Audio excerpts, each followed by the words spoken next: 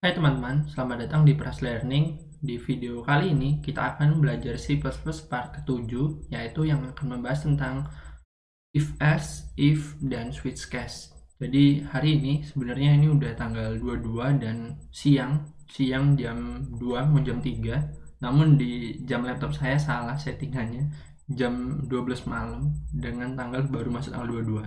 Ntar teman-teman saya turun ke bawah dulu.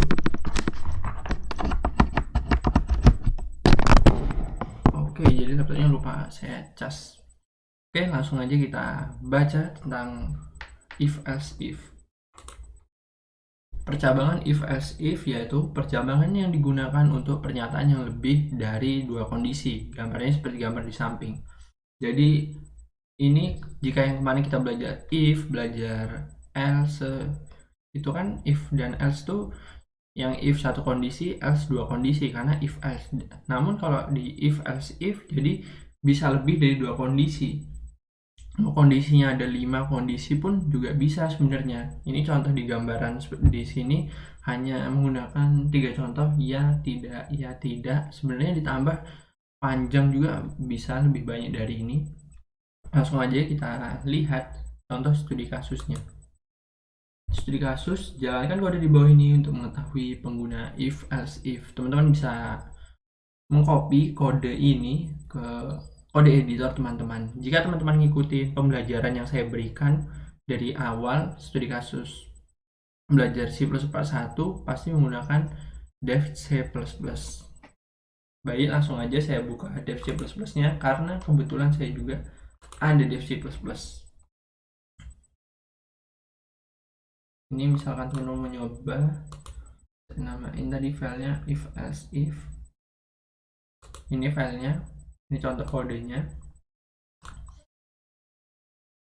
Kita tinggal running aja. Di sini juga udah ada contoh outputnya, apa yang dikeluarkan. Setelah berhasil dijalankan, maka output yang akan didapatkan seperti gambar di bawah ini. Gambarnya seperti apa teman-teman? Program cek nilai, kemudian suruh masukin nilai, misalkan nilainya 81, muncul tuh outputnya, lebih dari 80 nilainya. Karena ini sesuai dengan kode yang udah kita buat di awal tadi.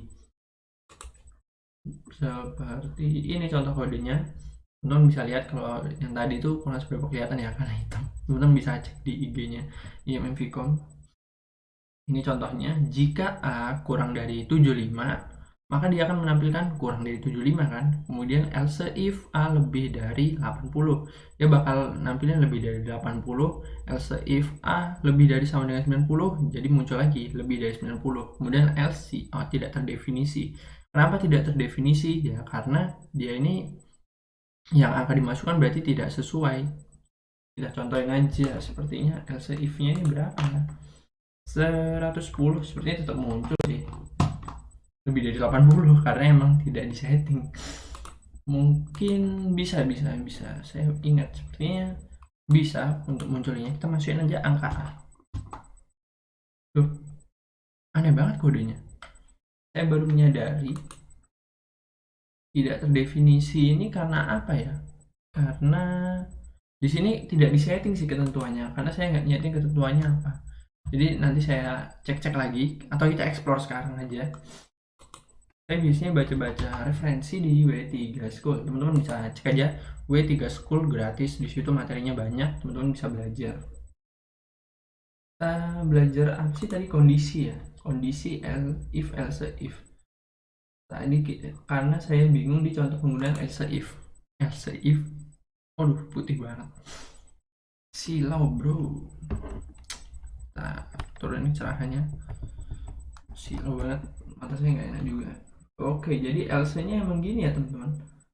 Seharusnya tadi nampil angkanya. Mungkin di contoh ini atau kode editornya ini tidak sesuai teman-teman. Lebih dari sama dengan, kurang dari sama dengan. Seharusnya jika yang menampilkan misalkan ini kurang dari semua, kurang dari gitu, kurang dari 90, kurang dari 80. Misalnya kita isi 90 atau 100 pasti akan nampil. Seperti ini contohnya. Kita coba aja teman-teman langsung. Kita di sini mencoba hanya untuk menampilkan else tidak terdefinisi gitu aja kan teman. kurang dari 90. Misal kita masukin angkanya 100, tidak terdefinisi. Benar kan teman-teman? Benar dong. Kenapa kita tadi ini tidak muncul mau dimasukin angka 1000 atau berapa ya? Karena pertama, ini kurang dari 75. Misalnya kita mau masukin angka 10, masukin 20, dia bakal nampil kurang dari 75 kan. Kemudian misalkan lebih dari 80, lebih dari 80. Misalkan kita masukin angka 78, 79, mungkin termasuk teman. Ayo kita coba. Mari kita coba.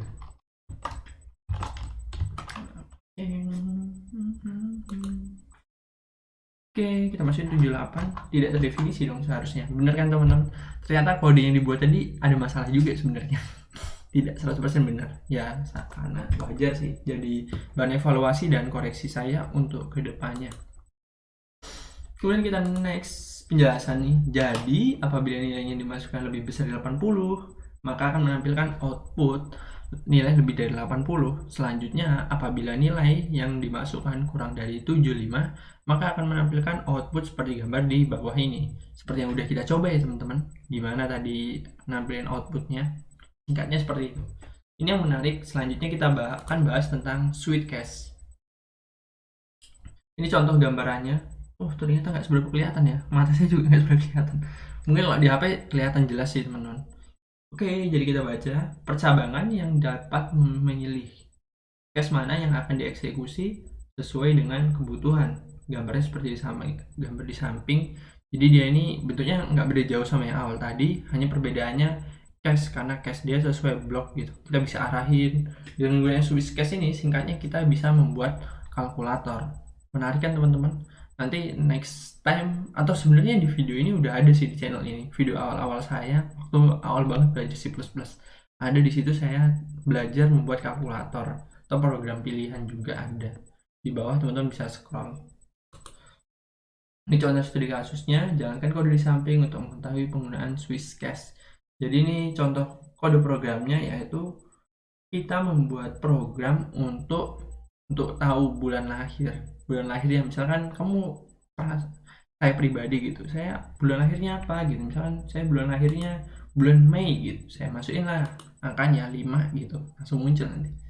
Oke, kita open dulu. Mana lagi kodenya switch cache. Oke, saya selalu excited banget belajar switch cache. Ya, ini sih nggak mudah banget kalau teman-teman mau belajar. Misalkan bulan berapa? Bulan 5, muncul kan bulan Mei. Singkatnya seperti itu. Mungkin di sini teman-teman juga bisa nambahin, misalkan ditambahin else, sepertinya juga bisa. Oh, tidak terdefinisi juga seperti yang tadi. Oke, kita baca penjelasan singkat. Setelah berhasil dijalankan, maka output yang akan didapatkan seperti gambar di bawah ini. Sesuai ya teman-teman dengan yang barusan kita coba. Kemudian penjelasan, program akan berjalan dan menampilkan output sesuai dengan bulan yang diinputkan. Namun apabila tidak sesuai, maka program tidak akan menampilkan output. Oke, sepertinya sekian teman-teman. Udah terlalu banyak yang saya omongin. Semoga teman-teman paham. Kurang lebihnya mohon maaf.